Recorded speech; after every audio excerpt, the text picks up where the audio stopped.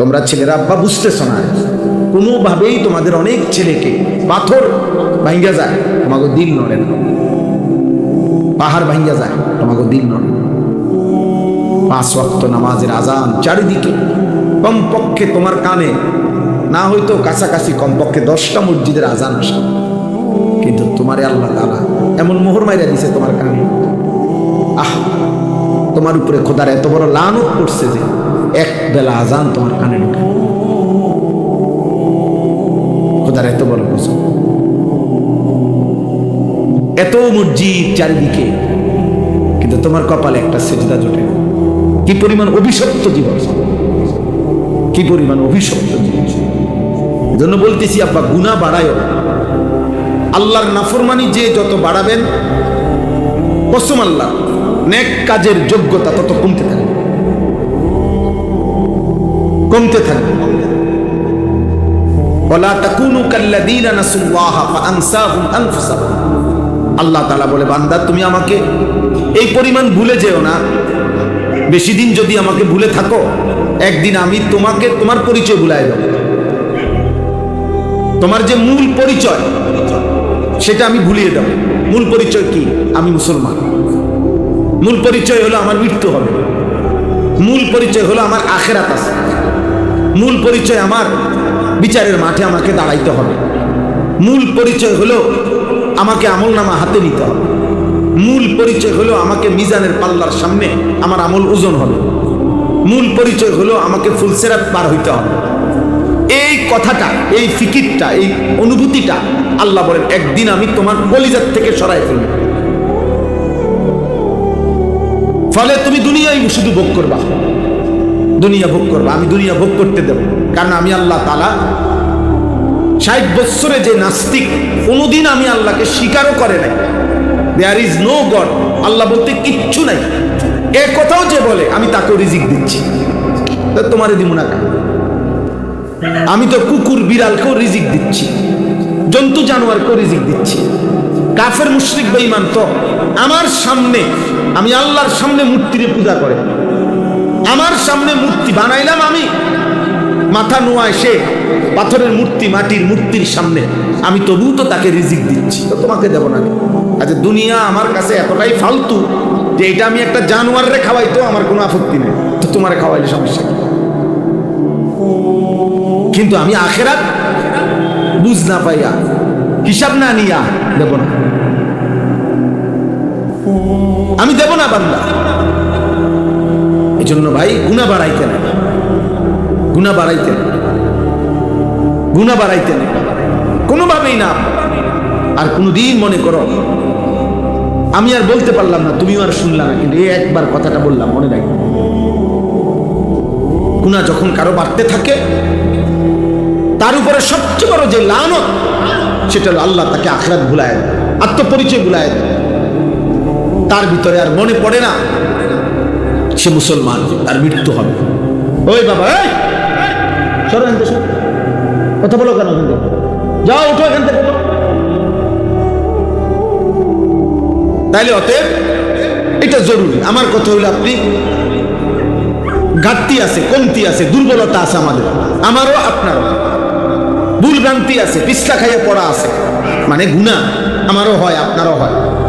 একটা হলো গুনাহ হয়ে গেছে, অ্যাক্সিডেন্ট হয়ে গেছে, আর একটা হলো লাগাতার এক তালে, এক রঙে, এক ঢঙ্গে, যেই কোনো পরিবেশে উনি বিড়ি খায়, এটা স্বাভাবিক না, এটা বুঝি শুধু গুনাহ, এটা তো বেয়াদব। যেই কোনো পরিবেশে প্রতিদিন এক তালে ছেলে মেয়ে নাতি নাতনি সবার সামনে উনি টেলিভিশনে নাচ গান নর্তকী দেখে, এটা শুধু গুনাহ, এটা শুধু গুনাহ, এটা বেয়াদব, এত লজ্জা শরমহীন, এর তো কোনো হায়া লজ্জা নাই, এর তো কোনো হায়া লজ্জা নাই। এর কলিজার থেকে আল্লাহ আখিরাত খুলে ফেলছে, নয়তো 60 বছর বয়স পর্যন্ত টেলিভিশন দেখে গেল। চাচা রাগ করেন, আমি শক্ত বললাম, আরে আপনার বিবেক হলে আপনি প্রতিবাদ করেন। 60 বছর বয়সে একজন বুড়া মিয়া যদি টেলিভিশন দেখে এখনো, তাহলে কি মনে হয় ওনার কলিজার থেকে আল্লাহ আখিরাত খুলে ফেলছে? ভুলে ফেলছে মিয়া, না তো 60 বছরও মনে পড়ে নাই এটা গুনাহ, 30 বছরও মনে পড়ে নাই সুদ হারাম, 30 বছরও মনে পড়ে নাই প্রতিদিন ওজনে কম দিচ্ছেন, এটা যে গুনাহ আপনি একদিনও বুঝছেন না। এটা এমন ভুলা কেমনে ভুললেন? এমন ভুলা কেমনে ভুললেন? কোন মাকে যদি সন্তান 6 মাস খবর না নেই, মা তো চোখের পানি ফেলে বলবে, ফুদ মারে তুই এমন ভুলা কেমনে বললি? মা কি তোরে গর্ভে ধারণ করি নাই?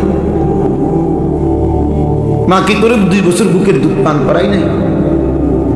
আমার মতো মারে কেমনে বললি? ফুদ দুনিয়ারে ভুললে গেলি, কিন্তু মারে কেমনে বললি? বাফরে কেমনে বললি? তো আল্লাহ যত বলে বান্দা আমারে কেমনে বললি? আমাকে ভুললি কেমনে বান্দা?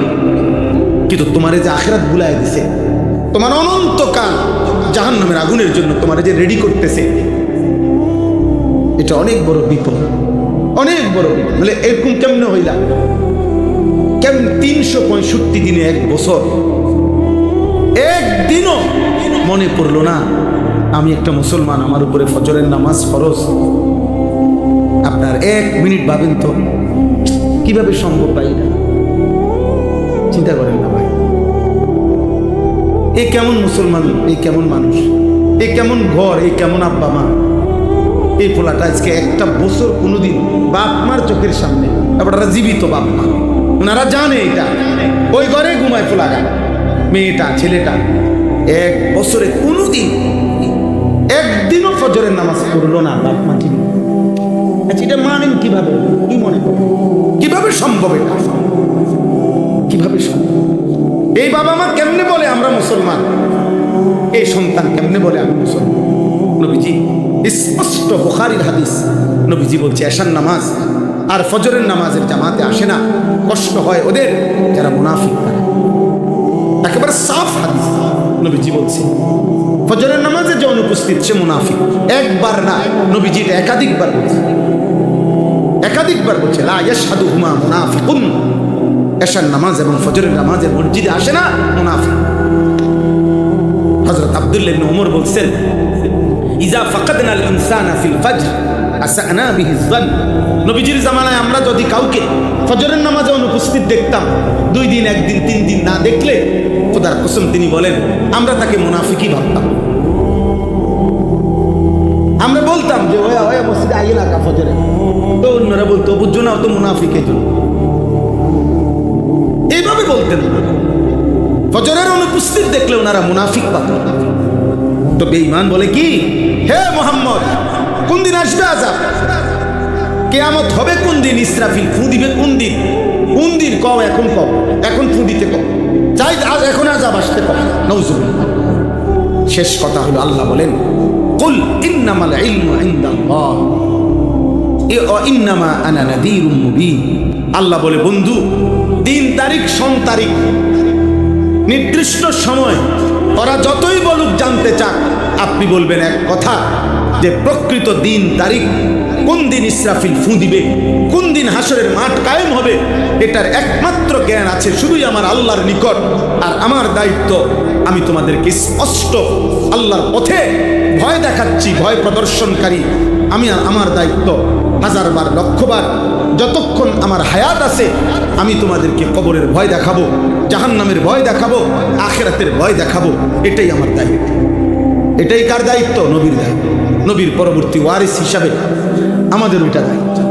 এই জন্য আমরা বলি, আমগরে অনেক মানুষে বিদ্রুপ করে হুজুরের কাছে, এই ছাড়া আর কথা নাই, কেন কবর আখিরাত হাসর আসমান গুফের কথা আর কথা নাই।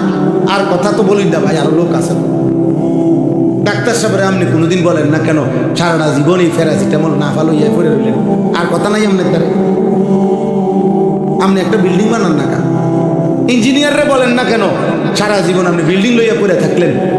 আপনি সারা জীবন আপনি শুধু ডাক্তারি করতে পারেন? এই দুনিয়ার প্রত্যেক মানুষ বোঝে রাজমিস্ত্রির মানুষে কাঠমিস্ত্রির কথা কয় না, কাঠমিস্ত্রির মানুষে রাজমিস্ত্রির কথা বলে না। এটাই তো নিয়ম, বন্টন করে নিছে এক একজন এক এক কাজ, এক এক কাজ। তাহলে আমরা হুজুর, আমরা আলেম, তো আমাদের জন্য নবীজি সাল্লাল্লাহু আলাইহি সাল্লাম, আল্লাহর কোরআন, নবীজি যা বলছেন তা বলতে হবে না? কথা বলেন না? তাইলে আমাদের তো এই জিম্মাদারি।